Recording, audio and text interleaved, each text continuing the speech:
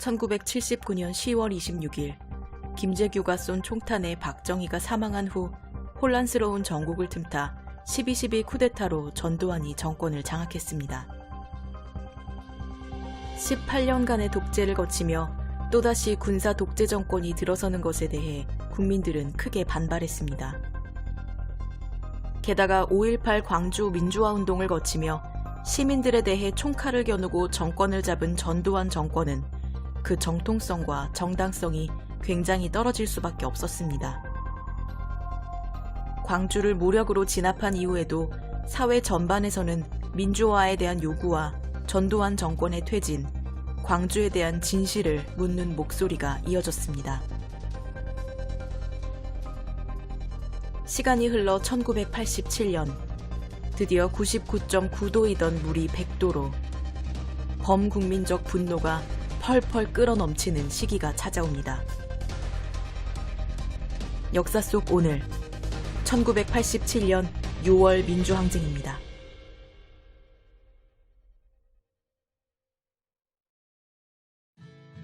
(1986년 5월 3일) 인천 직할시 시민회관 사거리에는 수많은 인파가 모였습니다. 주안부터 석바위에 이르기까지 도로를 가득 메운 시민들은 소리를 높여 전두환 독재 정권의 타도를 외쳤습니다. 비록 5.18은 진압되었지만 부당한 권력에 용감히 맞섰던 민족과 민중의 가슴에는 여전히 뜨거운 불씨가 선명하게 살아있었습니다. 5.18 이후 최대 규모의 연대가 이루어졌던 5.3 인천 민주항쟁은 이듬해 전개된 6월 민주항쟁으로 가는 길목을 활짝 열었습니다. 서울대 의료학과에 재학 중이던 권인숙 씨는 1986년 주민등록증 위조 등의 혐의로 체포되었습니다. 당시 대학생들이나 대학을 졸업한 노동운동가들은 노동 현장의 문제를 직접 마주하고 노동자들과 함께 연대하기 위해 위장 취업을 많이 했습니다. 학력이 높으면 현장 그리고 생산직, 즉 블루칼라 직군의 취업이 어려웠기 때문에 노동운동가들은 주민등록증을 위조하여 학력을 낮춘 뒤 취업하는 경우가 대부분이었습니다.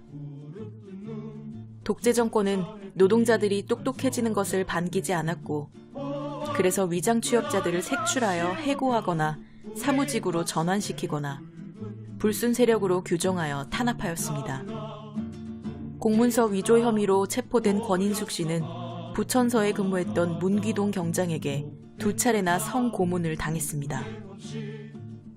이후 권인숙 씨는 이를 고발하였으나 검찰은 이것을 은폐하였고, 심지어 2차 가해를 시전했으며 정부는 언론을 통제했습니다.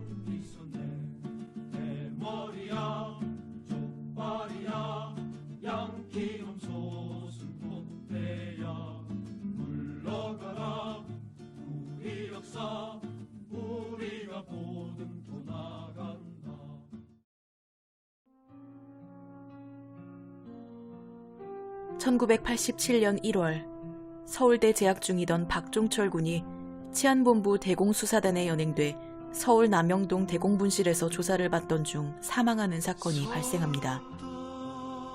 당시 경찰은 이 사건을 단순한 쇼크사로 은폐하려 하였으나 중앙일보 신성호 기자의 보도, 그리고 부검에 참여했던 의사의 증언 등으로 일부의 진실이 세상에 알려지게 되면서 재야단체를 비롯한 사회 각계각층에서 진상규명을 향한 목소리가 터져나왔습니다.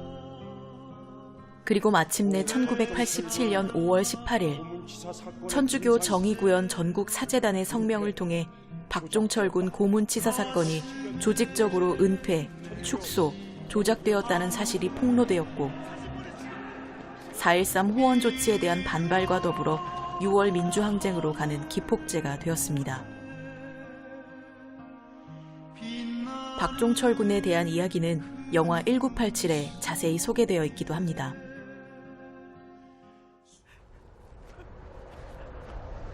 아버지,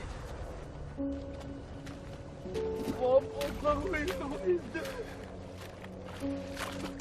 내 새끼 화목하라.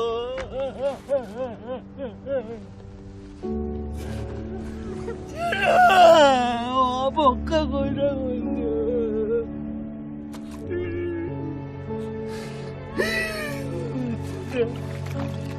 잘 가거라, 사랑.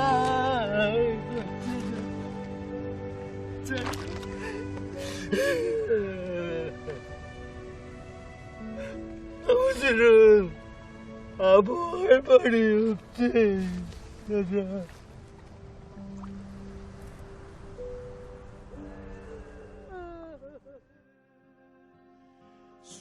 지난 2018년 SBS 뉴스 보도를 통해 박종철 군의 고문에 가담했던 고문 경관들이 또다시 고문에 가담했다는 증인이 나오기도 했습니다.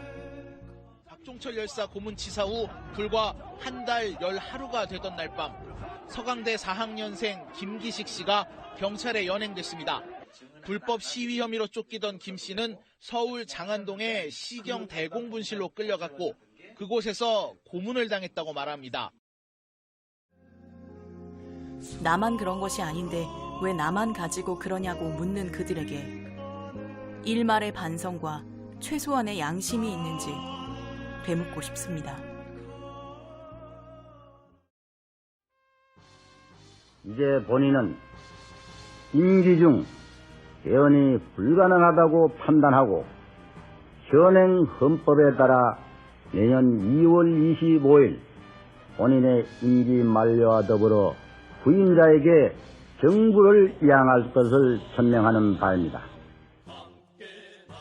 박종철 군이 고문을 받다 사망하고 그 적나라한 진실이 세상에 드러나기 전 1987년 4월 13일 전두환 정부는 4.13 호헌 조치를 발표합니다.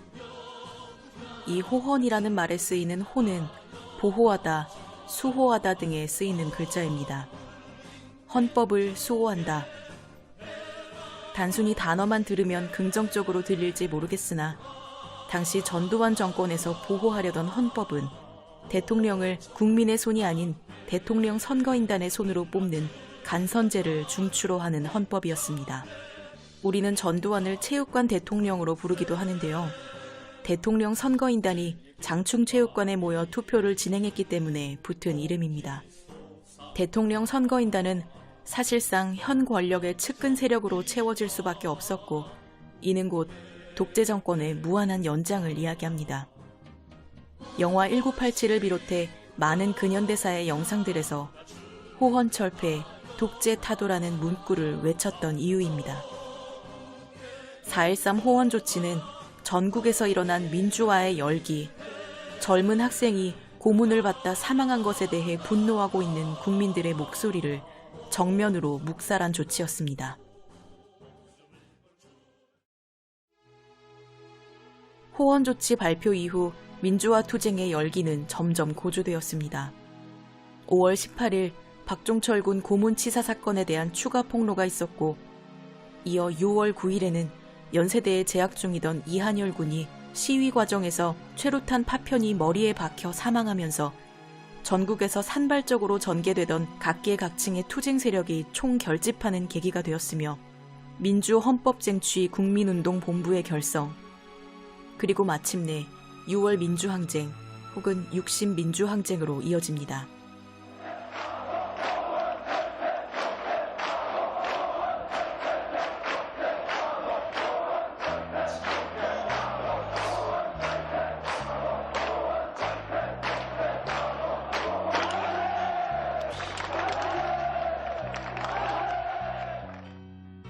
(20여일간) 명동성당을 비롯한 전국 각지에서 수백만 명이 참여한 민주화 운동이 전개되었습니다. 특히 6월 26일에는 사상 최대 인원인 100만 명 이상이 격렬한 시위를 진행했습니다. 온 국민의 분노가 펄펄 끓어넘치는 상황에서 전두환 정권은 어쩔 수 없이 4.13 호헌 조치를 철회하였고 29일 자신의 절친 노태우를 통해 국민들의 민주화와 직선제 개헌 요구를 받아들인다는 특별 선언을 발표하였습니다.